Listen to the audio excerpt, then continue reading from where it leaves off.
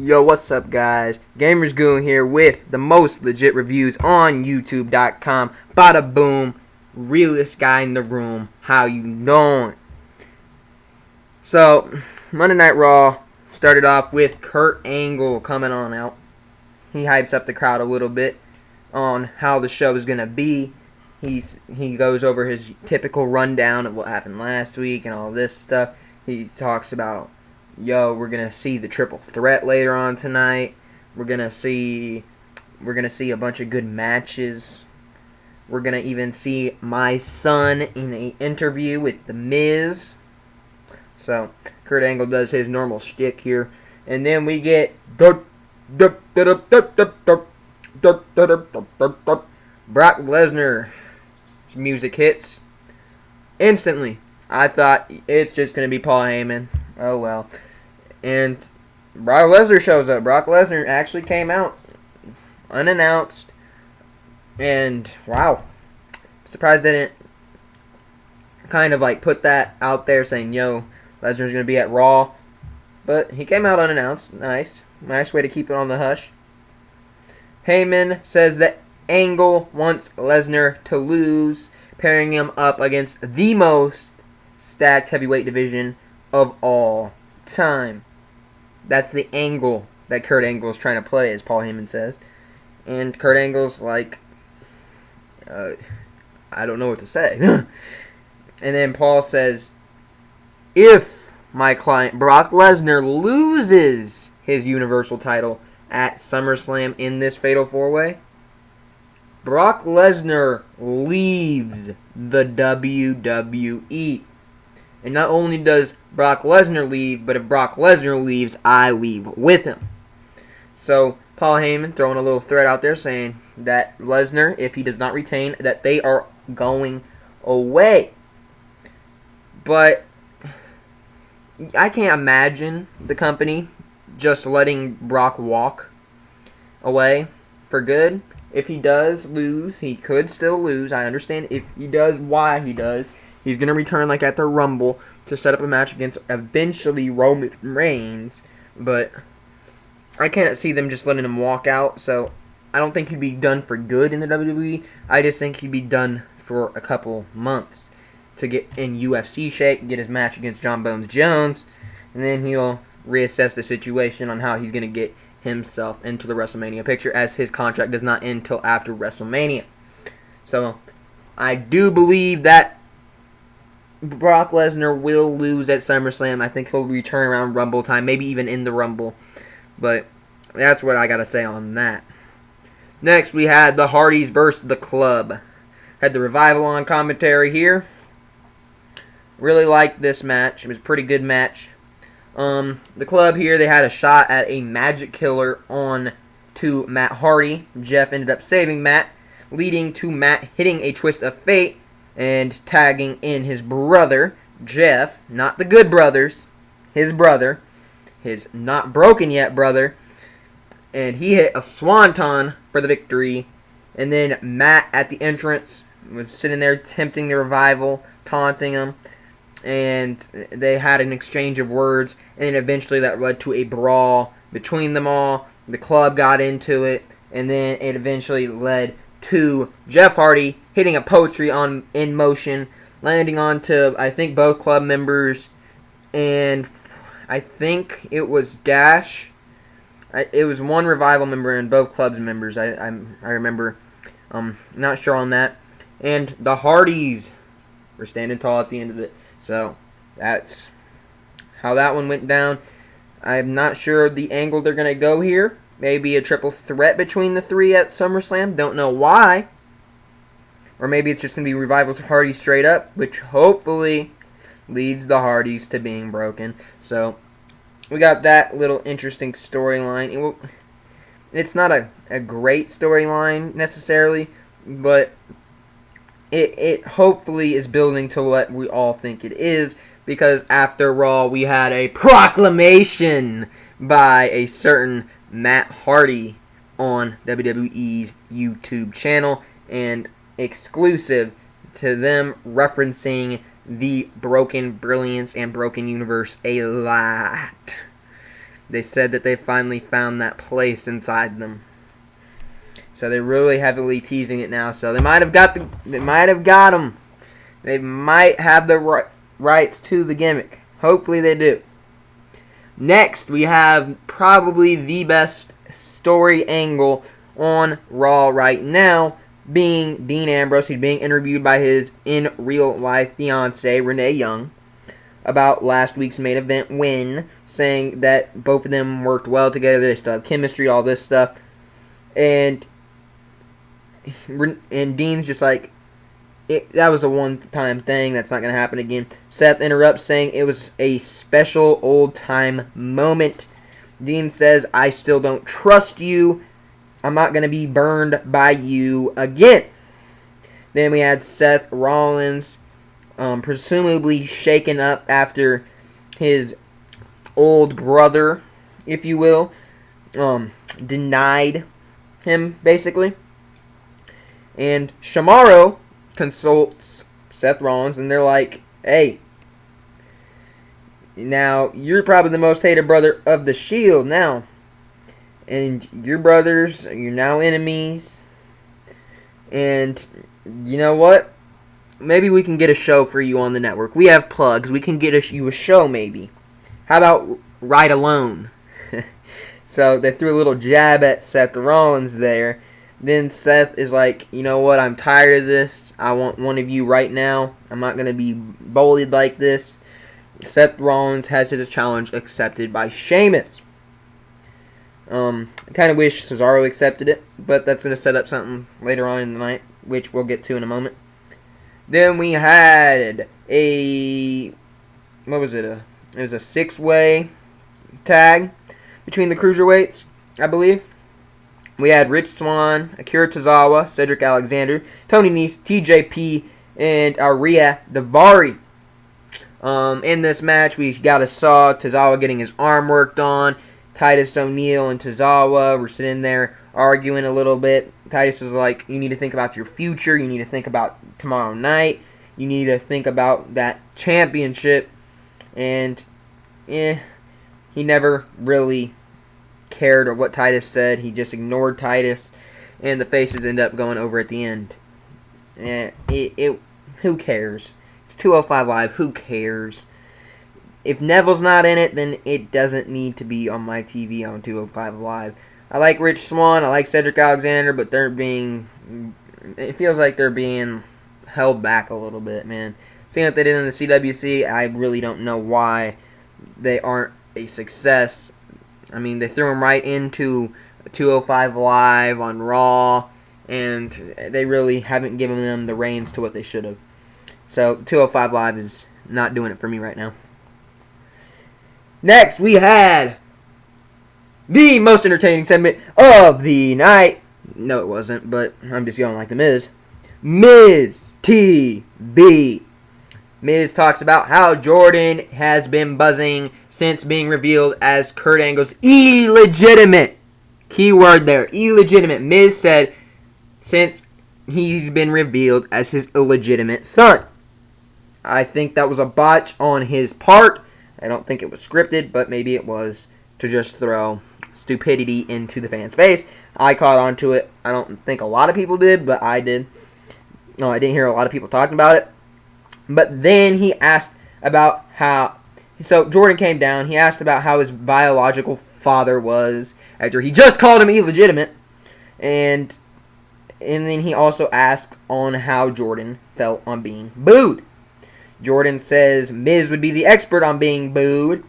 Last time I checked, when Miz is in a feud with somebody like a John Cena, he gets cheered.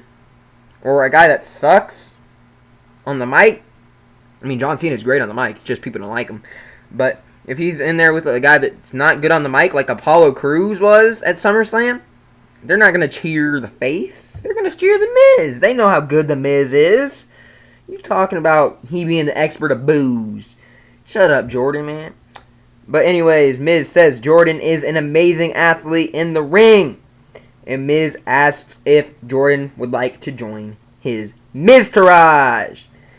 Jordan says he's fine. Miz says that I have done it all. I've been the WWE champion. I've headlined WrestleMania. So he's giving all his background information to Jordan. Jordan says he's still fine. And then Miz is like, I can help navigate you through the shark-infested waters of the locker room. Jordan says he is going to pass. Miz says, why would Miz help him if his father will hand him everything anyways? So Miz throwing a little jab there at Jordan. Jordan says he doesn't want to be handed anything. Jordan says that he'd rather be chewed up and spit out by the locker room than be associated with a guy like The Miz. Why wouldn't you want to be associated with a guy like The Miz? The Miz is awesome. It says it in his theme song. Jason Jordan then would take The Miz out with a suplex into the Miztourage after Miz insulted his father. So it looks like the angle they're going with there is definitely the Intercontinental Championship at SummerSlam. Don't know if Jason Jordan is going to get the big time push yet, or if the Miztourage is going to play a role, which eventually leads to them being banned at ringside, leading to Jason Jordan picking up the first singles title in the WWE. That's just my outsider's look into this storyline. So I'm not too sure on if Jason Jordan's going to get the nod at SummerSlam or if they're going to wait a little bit and let him develop. Hopefully they do, because he's not great on the mic. He doesn't have much charisma. Jason Jordan kind of, to me, just doesn't get me riled up. I don't care about Jason Jordan enough yet. And I don't think an Intercontinental title reign right away is going to do something for me.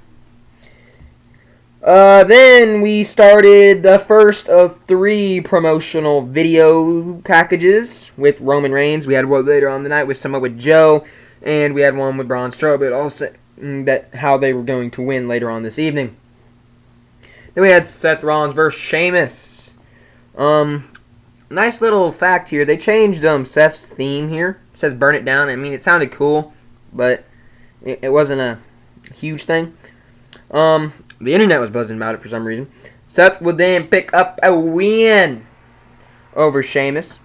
And afterwards, Cesaro would hit a cheap shot on Seth Rollins, causing them to double team Seth Rollins, eventually leading to Dean Ambrose coming out for the save, and Shamaro ended up leaving both Dean Ambrose and Seth Rollins laid out at the end of the segment as they were standing tall. They lost the match. They won the brawl. Imagine that's what the storyline is going to be going into SummerSlam, and I imagine that's going to be what Seth Rollins and Dean Ambrose finally reunite to defeat the tag team champions tomorrow. I imagine that's what's going to happen. Not too sure. It's an interesting storyline. As long as they don't water it down and ruin it, it should be fine. Then we had the elusive Bray Wyatt promo here, saying there's no escape, man, for anyone, including Balor. He says no immortal man can escape the darkness. We hide behind our sins and try to be something we aren't, man, but he is everywhere. Referring to Bray Wyatt. He says that we are a delusional living through Balor, and we have false hopes of a special life. Then he goes on to say that he sees Balor as a shell of a man that never was. He says Balor exists of tomorrow's dreams and promises. And he sits there laughing in the ring. And then, bump, bump. Bump, bump. I swore this was the moment we saw my boy Demon Balor return. The way it happened, oh my lord, that stadium would have erupted. I mean, the stadium wasn't doing great the whole night, but I feel like if that would have been Demon Balor, that place would have gone crazy, man. The way they did it, he's sitting there laughing, and the lights just flicker. Dun dun. Dun dun. If Demon Balor happened to be there, ooh, boy, I would have been hyped. I'm telling you. That was a perfect moment. I understand they want to save it for SummerSlam, but I really thought that's what was going to happen. I was really looking forward to it, too. But, anyways, we had Finn Balor there with his little jacket on, standing behind Bray Wyatt. Bray Wyatt was looking up at the ramp. He ends up appearing behind Bray Wyatt with his arms spread open, acting like a sacrifice. Bray Wyatt goes, grabs Balor's back, acts like he's about to grab the soul, if you will, of Balor. Balor ends up hitting a Pele kick, which the announcers keep saying an overhead kick, which really annoys me. Just call it Pele. That's what it is, please. Then we have Balor here. He sent Wyatt into the crowd with a drop kick, one of those double drop kicks that he does to set up a coup de grace. And Balor sent Wyatt reeling. So Balor looks strong here. I'm scared. I really am. They can't have Demon Balor go under against Bray Wyatt at SummerSlam. But they can't have Bray Wyatt go over or under either. I don't know where they go. Bray Wyatt seems to be doing good as of late. He's beat Seth Rollins. I mean, keep going, man. But you can't give Demon Balor a loss now, can you? It's got to be regular Balor if you do anything, and it can't be at SummerSlam, man.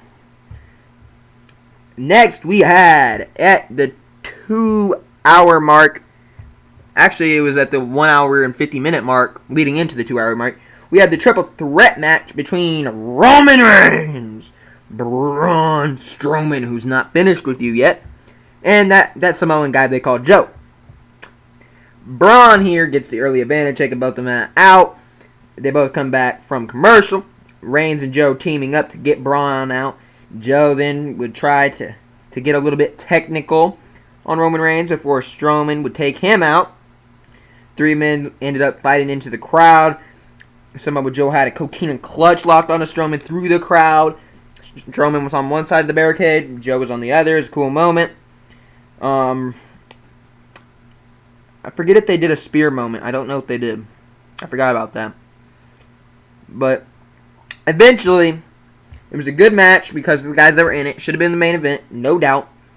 But Roman Reigns went over here, which to me means he's not going to win at SummerSlam. I still could see if they would do it, why they would do it, because they love Roman Reigns so much. I could still see them doing it.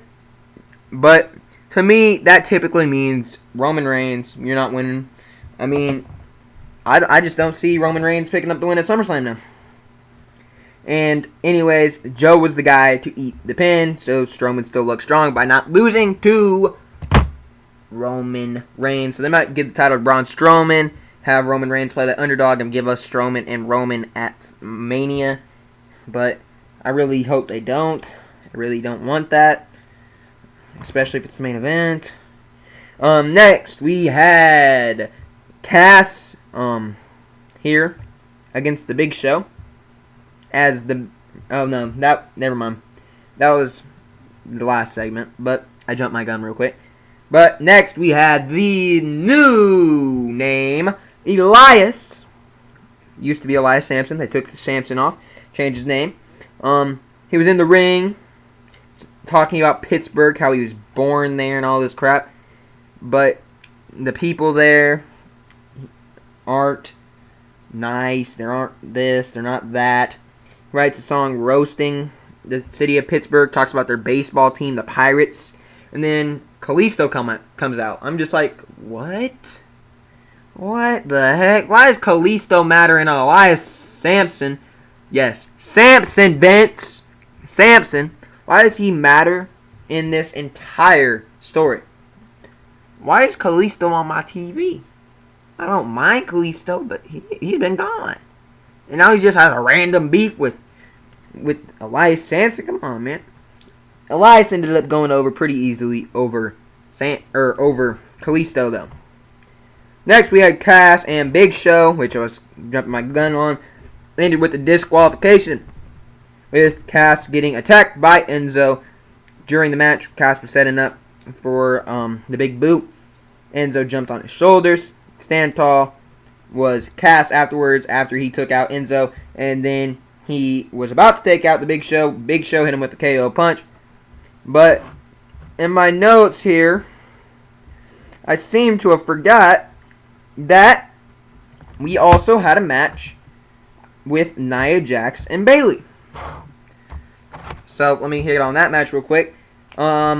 News came out, I believe it was Tuesday morning, that Bayley might have been injured. And then Wednesday, it was getting more and more talk by the WWE. And it came out today that Bayley might be out 2 to 3 months. So there was a spot where Nia Jax, she went to throw Bayley into the barricade. Bayley hurt her shoulder. Not storyline. In actuality, she hurt her shoulder. But she continued the match. She ended up winning.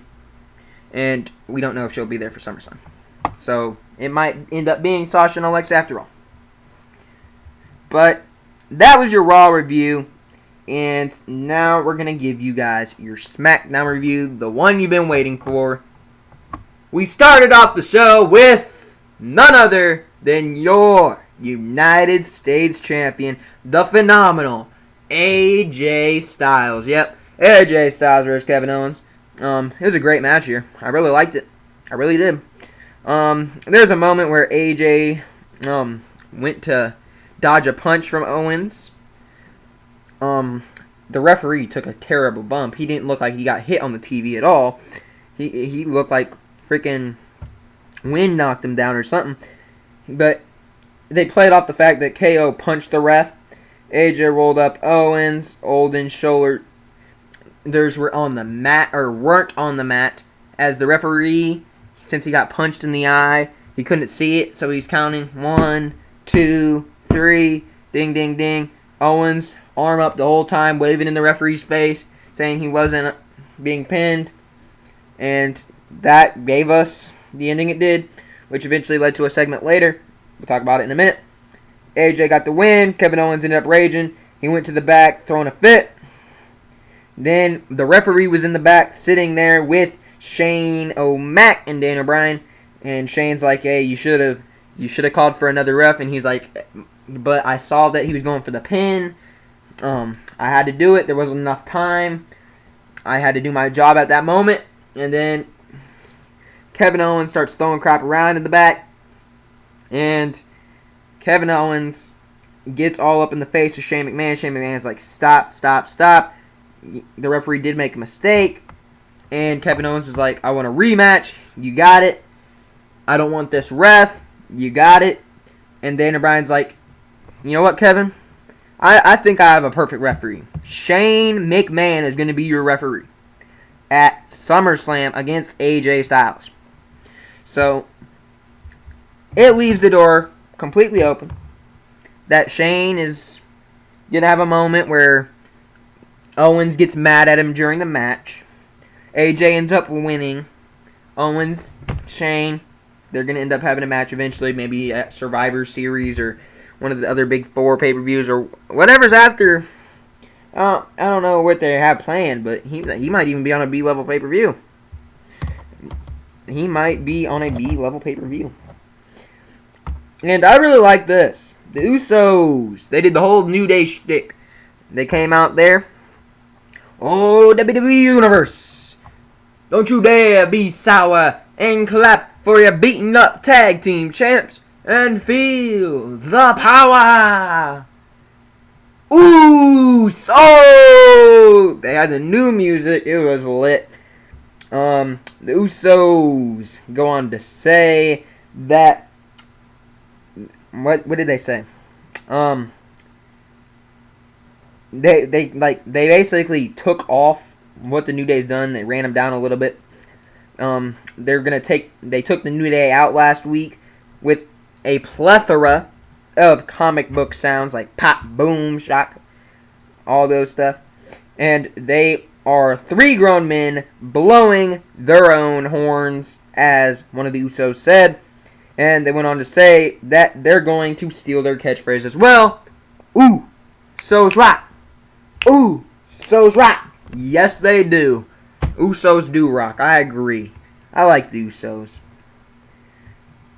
Oh, so next we had Fashion Peaks, the Fashion Files episode of this week.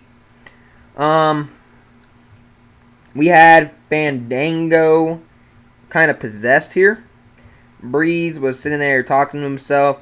In comes Fandango. Fandango with the Ascension, like all glitching out, if you will, like if it was a game. And Connor or Victor, whichever one, he's starting to pour honey onto a piece of wood. And we got the other one over here just staring at Fandango, doing all of his crazy stuff. And Breeze apparently was dreaming here. And then he wakes up and he says he knows who kidnapped Fandango. Also on the wall, it made me interested because Becky Lynch was on it. So, yeah. Don't judge. Next we had Sami Zayn versus Aiden English. I like Aiden English. I do. I love Aiden English. A lot of people hated this. A lot of people hated it. I didn't mind it. I like Aiden. So Sami Zayn, he came out first. He didn't look like he wanted to be in this match at all. He didn't care about it. He was like, why are they putting this dude over me? Why? Because English was coming out there singing. Zayn was getting a little technical with English. English ended up countering with a roll-up for the victory for Aiden English. For the drama king of the WWE. Yeah. Don't get mad. I'm an Aiden English fan. Get over it. I like Sami Zayn too, but I like Aiden English. So afterwards, Mike Kanellis and Maria Kanellis come on out, saying that they love how Sami Zayn just lost. Yup, that's right. He just lost to Aiden English, a former jobber. Push him like Jinder Mahal. Do it. I dare you. Do it. I'd love it. Next, we had Team Fire Glow versus Carmella and Natalya. At a certain moment of this match, Natalya was in the ring with... No, it was... Naomi was in the ring with Carmella with a submission hold. Natty was going to go to break it up. Becky ended up stopping it, hit a Beck Exploder, leading to eventually Carmella tapping out to Naomi. What did you expect? What did you expect, really? What did you expect? That was going to be the result all the time. Why would they put Natty and Carmella over Becky and Naomi? One of the 4 horsewomen and Naomi, your champion. Or Neidhart and an NXT Money in the Bank holder that they don't care about if she loses. And by the way, they made a match for next week, Naomi versus Carmella. Don't know why. I'm kind of mad about it. So if Carmella ends up beating Naomi, I know she won't. But logically, if she does, she should be the champion. But she wouldn't have cashed in her briefcase. So that's dumb. I don't like it. Then we had Mahal talking about a promo. He cuts a promo here on how all heroes bow down to Mahal. Because he's beating everybody. You beating one dude, man. You're beating Randy Orton. I like Mahal. I want to like Mahal. He's a good mid-carder. But, dude, you beat one man. Come on. Beat one man over and over again, too, man. Come on, you can't be cutting that kind of promo without winning in multiple matches against multiple big names, not just Randy Orton. Come on, Jinder. You know better. Oh, boy. Oh, boy. I love this match. I loved it. We had Chad Gable versus Rusev. Roo. They put on a great match here. Gable ended up sliding out after a first attempt of the accolade, and he ended up hitting an ankle lock on Rusev. Rusev looked like he would tap out. Rusev ended up twisting it over, kicking him off of him, and Gable went out of the ring. Rusev ended up going over with the accolade. Afterwards, Rusev took to the mic and said he wanted competition at SummerSlam. They gave him Cena, and he said Cena never beat me fairly. He just placed a flag down in the banister thing. But this is the moment I'm just sitting here. I'm just like, who makes sense here? I thought about it for a minute. I was like, who's Mr. America this time? Could it be Jack Swagger? Nah.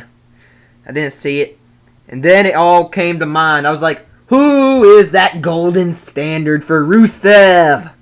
Shelton Benjamin. I'm just sitting there like, oh yeah, I already know what's coming. Ain't no stopping me. No, you're wrong. Instead we get, I hear voices calling. we get Randy Orton coming on out. Randy Orton says, I wouldn't want me to be in the ring with you either. When he takes the mic. Rusev never beat him is also what Orton said. And he says that if you want an opponent, look no further. I will be your opponent at SummerSlam. Then Orton comes in the ring. He slithers in there like a little snake he is. He's a snake, man. Put him back heel. He hits an RKO on Rusev. You fool! Don't ever hit an RKO on Ruru. And then, guess what? It was a nice segment. And next we had the dream match that never was. Rest in peace. We've seen it all now. They predicted a lot of stuff in this match, though. We had Nakamura versus Cena here. Beginning started. Nakamura was teasing Cena a bit. There was a couple good moments where Cena hit an AA kick out. There was a couple good moments where there was a Kinshasa kick out. It was a good match. It was 12 minutes for a dream match that should have been like 30 minutes. Had a commercial in it. On a dream match. That's the only problem I have with it. Anyways, Cena hit an AA. Instead of going for the pin, he rolled up, went for another AA. Nakamura countered, and he hit a nasty suplex, man. Cena, he got thrown over. He landed straight on his neck. I really hope Cena's okay. Haven't heard anything from the WWE. Heard a lot of people talking about that landing, though. That did not look good for Cena. Oh my, I actually, I felt that through the TV. I grabbed my head and I was like, oh my, that looked bad. Cena landed right on his head. And then Cena gets back up and he eats a Kinshasa and Nakamura gets the victory. Anyways, Nakamura, afterwards, he's celebrating. John Cena walks over to him, shakes his hand. You could see Nakamura say, I'm sorry, presumably about the neck situation for John Cena. And John Cena's like, it's fine. I was probably going to win anyway, so, yeah. And then Cena says, this is your next champion. So, he gets the nod from the biggest name in the WWE, as Aiden English would say. So, I like both episodes. I did. Not going to lie. SmackDown did a whole lot better than Raw, but that's because they had a lot of better matches. Gable and Rusev put on a good match. Okay. That's great. We had a dream match that had a commercial in it not too great on. We had Aiden English get that dub along with Ruru.